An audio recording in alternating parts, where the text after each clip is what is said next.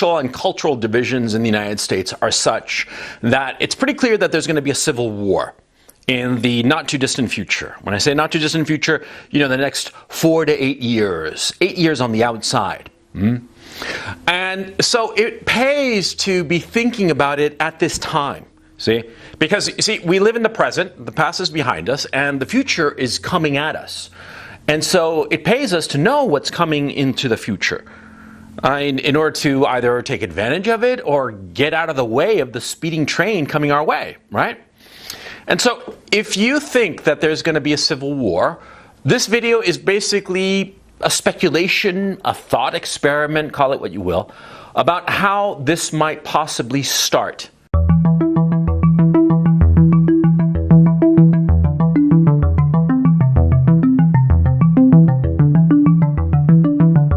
Before I get started on this video, I'd ask you to please check out my Patreon channel. Link is in the description below. On Patreon, I put out an extra video every week, and I do a Sunday call-in show called the Weekly Webinar. And so far, I have over 160 videos there that you'll find nowhere else. So please check it out. Like I said, link is in the description below. And so anyway, let's get started. You see, what is a civil war? A civil war is when in a country, a single political unit, there is a division between two factions that not only is it that the two factions are at odds with one another, but that both factions or one of the two factions feels that only by way of military force can they become successful.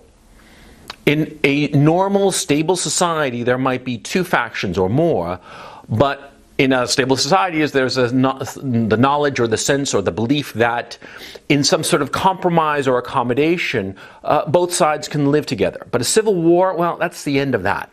That's a feeling that, we can't live with one another, let's get divorced. But of course, a nation can't divorce itself, and so it goes to war, to civil war. Now, the key issue in any civil war is that the military has to be divided. The military has to be split. It doesn't matter if it's equally or one side is bigger than the other. That's not the point. The point is that, see, a non-trivial portion of the military has to believe that the government in power is wrong. And they are willing to take up arms against that government in power. Now, that's the definition of a civil war. If the military is completely cohesive and is not divided in any way, then there's no civil war. In Chile in 1973, there was a coup d'etat against the communist government of Salvador Allende. And he was a communist. Don't tell me he was a socialist. I know what I'm talking about, and I know Chilean history. And I know the policies that Salvador Allende implemented between 1970 and 1973 much better than you do. Commie, saying that he's a socialist. And I'm here to tell you that Salvador Allende was a communist. And the military was egged on by everybody else. The whole country wanted Salvador Allende gone. And they finally, in 1973, in September of 73, staged a coup d'etat and overthrew the communist government. And what's key is that the Chilean military was never split. Even though the communists under Salvador Allende tried to split it, they actually sided against nationalist officers before the coup d'etat, of course.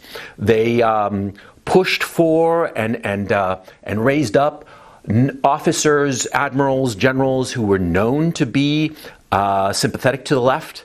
But when the coup happened, what happened was that the majority of the officer corps in Chile knew exactly who the leftist officers were. And they separated them, just totally isolated them. They didn't do anything to them particularly, except in a couple of cases where just the guy was just too much of a communist, right? But anyway, just separated them from the armed forces.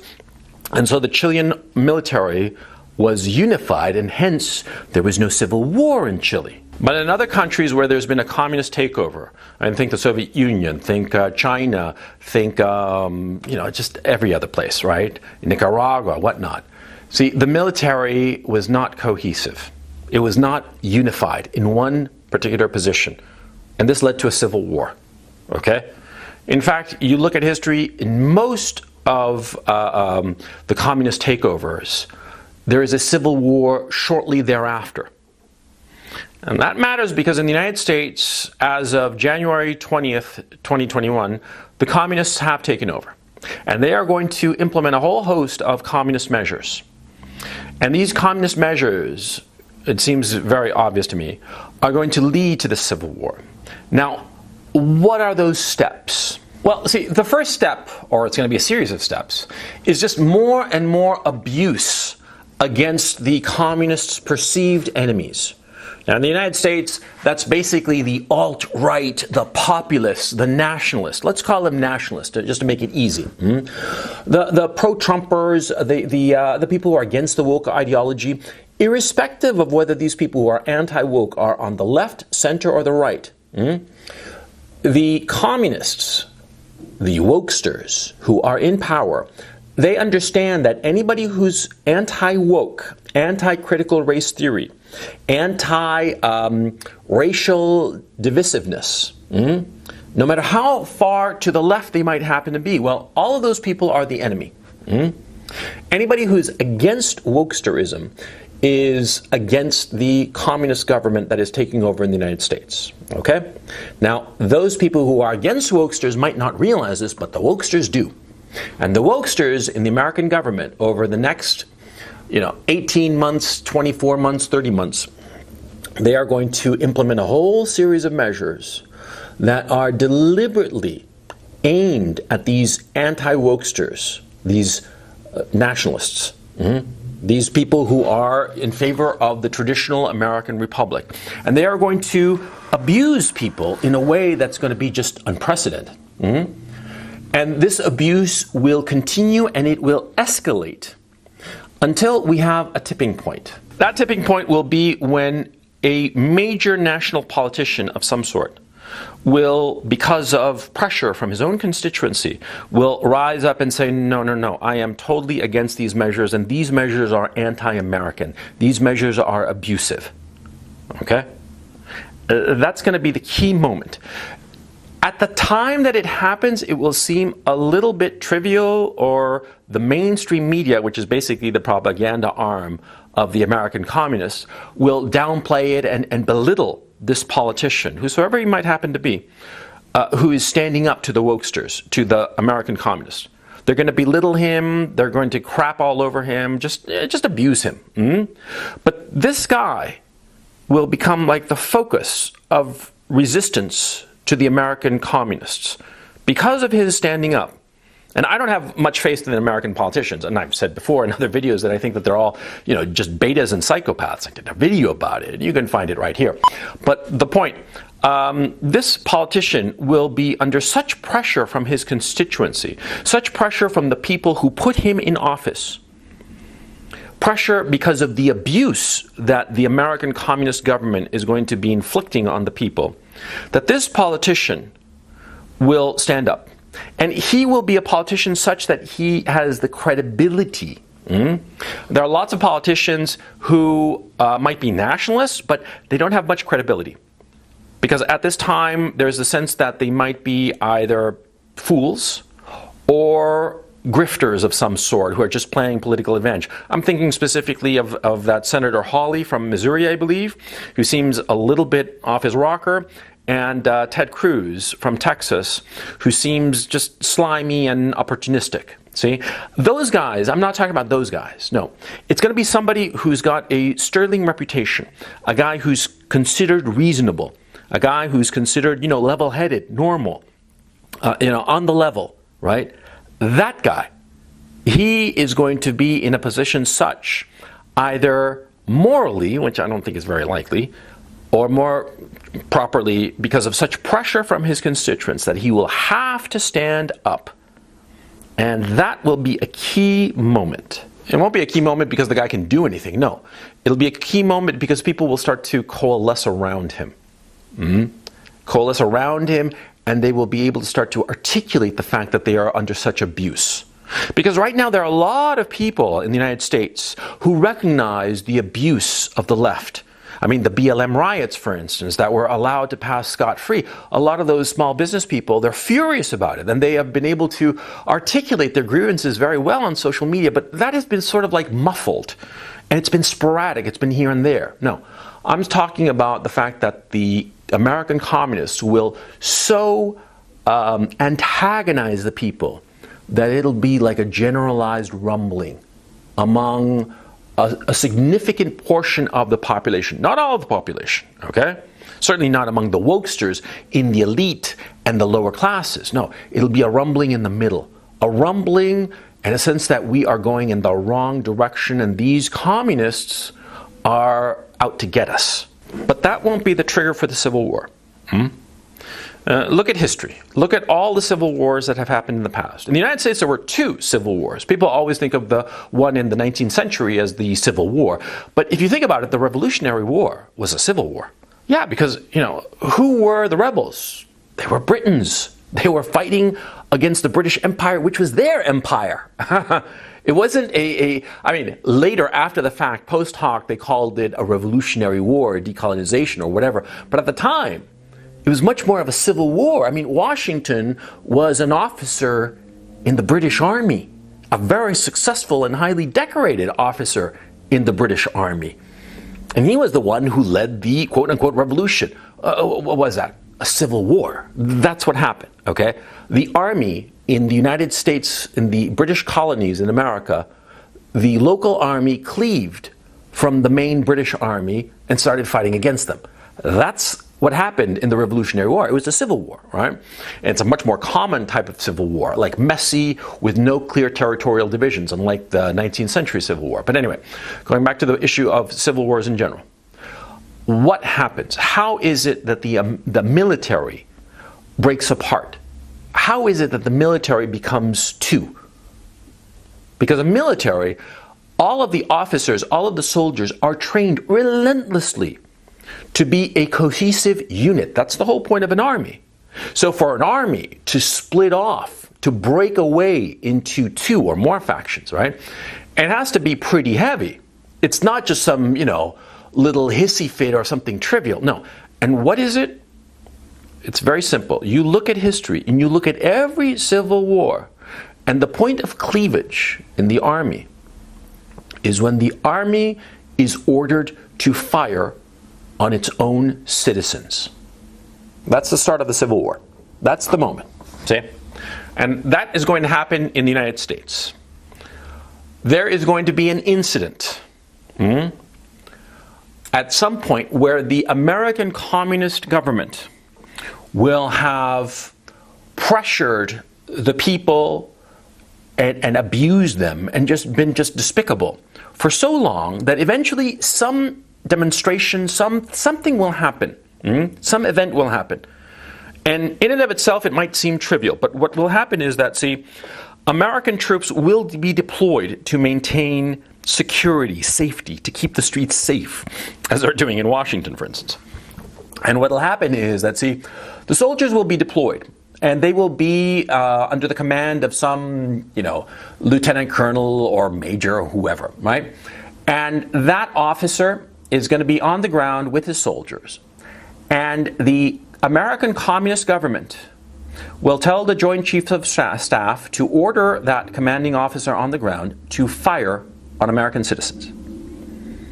That will be the moment, because one of 2 things is going to happen.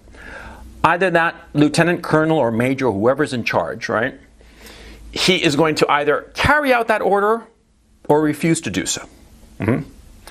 Now, if he carries out the order and shoots American citizens, this will be catastrophic for the American military. Because what will happen is that there will be a substantial portion of the American military, irrespective of their politics, that constitutionally, like morally, like in their blood and bones, they will not be able to stomach that. They will say, yeah, maybe these people were insurrectionists, quote unquote. They were alt-right Nazis. Yeah, but they're Americans. We can't, as an army, be killing American citizens in America. We can't be doing that. There will be a substantial number of officers, and certainly non-commissioned officers and soldiers, who will say, no, that is unacceptable. And there will be a substantial portion of officers and non-commissioned officers and soldiers who will say, well, the government ordered, so they must be right, and we have to maintain order. We have to do what the government says. That's the moment. That's the moment when the American military will cleave. And from there, it will be only a matter of time before those 2 factions in the American military start to fight one another. Because you see, if an army is in disagreement with each other internally, if an army, the officer corps, a substantial portion say that certain orders are immoral and unjustified, and the others say, well, no, that's what the civilian authorities say, and they say go and shoot these people, so we go and shoot these people. That's it. That's curtains. See? Because in the hypothetical, I said there were two possibilities, of course. That number one, that the commanding officer on the ground shot the protesters or the insurrectionists or the alt-right Nazis or whatever they're going to be called, right? The one possibility is that they shoot them. The other possibility is that he refuses to carry out those orders, right? Well, if he refuses to carry out those orders, then that officer, lieutenant colonel or major or whomever, he'll be instantly cashiered and thrown into a stockade, and that'll be that, right? But then there'll be another incident identical to that one. And so that man's career will be destroyed, yes, but he will simply have postponed that day of cleavage, that day of breaking the military into two factions. One willing to shoot American citizens and the other unwilling to shoot American citizens. Now, why am I sure that this is pretty much going to happen? Well, because I know leftists, and leftists, like I said before, they know what to do with power, number one. They use it. Once they have power, they go ahead and use it because they recognize that power is not a depreciating asset. Rather, it's like a muscle. The more you use it, the more you have it. It's not like gasoline in a car. And so because of it, leftists are more than willing to use their power. And because they are more willing to overdo it, to overstep their bounds. See? And so because of that, they're going to push and push and push and abuse people who disagree with them. And we're already seeing it. I mean, what are we pretending otherwise? We see the American communists in big tech and the financial sector now, that they are deplatforming people, curtailing services to people, unpersoning people. Yeah, we're seeing it. Yeah, and it's only going to get worse. See, it's like cannibals. Once they get a taste of man flesh, they enjoy it and they want more. Yeah, read Lord of the Rings, for crying out loud. But anyway, the point: these people, these leftists, they don't know when to quit. And more to the point, they will have no problem ordering the military to shoot American civilians whom they consider unpersons. See? The moment that the left in the United States said that it was okay to punch a Nazi, that was the moment of the beginning of the slippery slope. The slippery slope that goes straight to the end, which is kill everybody who opposes us, because they are all Nazis. These communists who are in control of the American government, who are taking over on January 20th, they don't know when to stop, and they look at all of their opposition as Nazis who deserve a punch in the face, a bullet between the eyes. They believe that. They believe that anybody who opposes them is an unperson who doesn't deserve to live. They say it all the time on Twitter, man. I mean, when somebody says something, take them at their word, okay? When they say that they hate somebody enough that they want to eliminate them, believe them, okay? That's what they're going to do. And so, the point of this video, you have to be looking for two moments. The moment when some mainstream, fairly respectable politician stands up and says, no, this is outrageous, number one. And the moment when the military shoots on American citizens. By the way, this happened, This happened. Yeah, the Boston Massacre. What the hell do you think that was? What, the Redcoats shot on Americans? No, the Redcoats shot on British citizens. Yeah. Because those people in Boston in 1774, whenever it was, they were British subjects. And that army was the British Army. And that was the moment when the British Army in the American colonies split. And George Washington, who was, I'm not sure if he was the most senior officer who split off, but certainly, you know, one of the most respected, if not the most respected. He became the de facto commander-in-chief of the American Revolutionary Forces, see? And you look at other countries that have experienced civil wars, it's pretty much the same story every time. The military starts shooting on the citizens, on the orders of a government that a substantial portion of the people think is not only wrong, but illegitimate. And that government, in order to shore up its legitimacy, resorts to force. The American Communist government of the Biden-Harris group, they recognize that there is a substantial portion of the population, potentially more than 50%, that believe that they are illegitimate. And so they are going to resort to force. Yeah. I mean, look, this is a really interesting thought experiment, right? And you don't have to believe me. But it's something to think about. And if you look at history, see, Mark Twain said something very smart. He said that history doesn't repeat itself, but it certainly rhymes. Every single civil war in the past shares so many features with what the United States is experiencing now, in the lead up to the Civil War. And it was always the same. A divided body politic, a new government that a substantial portion of the population thought was illegitimate, not just wrong, not just of the opposing party, but illegitimate. This new government abusing its political opponents to the point that those political opponents just found it intolerable and they started standing up.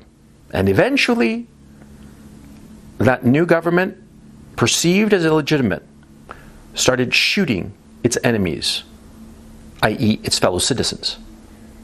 And that's when all hell broke loose. That has happened every time. The United States claims, or a lot of people in the United States claim, that the United States is exceptional. It might be exceptional in many ways, but it's not that fucking exceptional.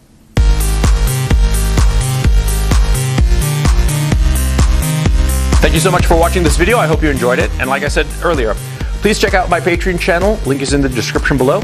I talk about a lot of subjects that, frankly, on YouTube I can't talk about because I'd be deplatformed. Yeah, go check it out before I'm gone, because I'm likely going to be gone, deplatformed from YouTube soon. So go check it out. Thank you so much for listening, and I will catch you next time.